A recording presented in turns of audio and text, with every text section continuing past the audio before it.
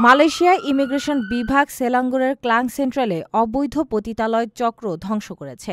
জনগণের অভিযোগ ও ২ সপ্তাহের নজরদারির পর ১ ডিসেম্বর রাতেই অভিযান চালানো হয়।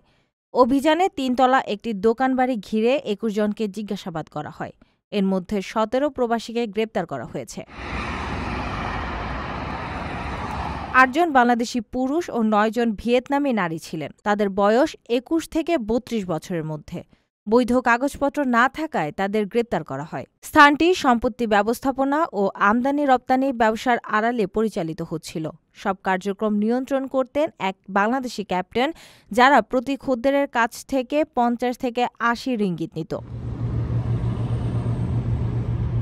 ভিয়েতনামি নারীরা দিনে ৪০০ থেকে ৬০০ রিঙ্গিত আয় করতেন। চক্রের মূল হোতা হিসেবে স্থানীয় এক ব্যক্তি কেভিনকে সন্দেহ করা হচ্ছে। গ্রেপ্তারদের পুত্রজা ইমিগ্রেশন ডিটেনশন ডিপোতে রাখা হয়েছে।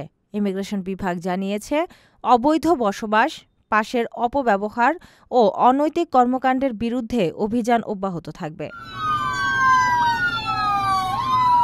প্রিয় প্রবাসী, আমরা যারা প্রবাসে কাজ করি, পরিশ্রম করি, আমরা সবাই চাই দেশে একটা ঠিকানা হোক, কিন্তু ভয় পাই প্রতারণা হবে কিনা, নিরাপদ কিনা, টাকাটা হারাবে না তো। আজ আমি এমন একটা প্রজেক্ট সম্পর্কে বলবো যেটা এই ভয়টা দূর করে দিয়েছে। তার নাম প্রবাসীর সিটি লিমিটেড। প্রবাসীর সিটি বাংলাদেশের প্রথম স্মার্ট শেয়ার ভিত্তিক রিয়েল এস্টেট প্রজেক্ট।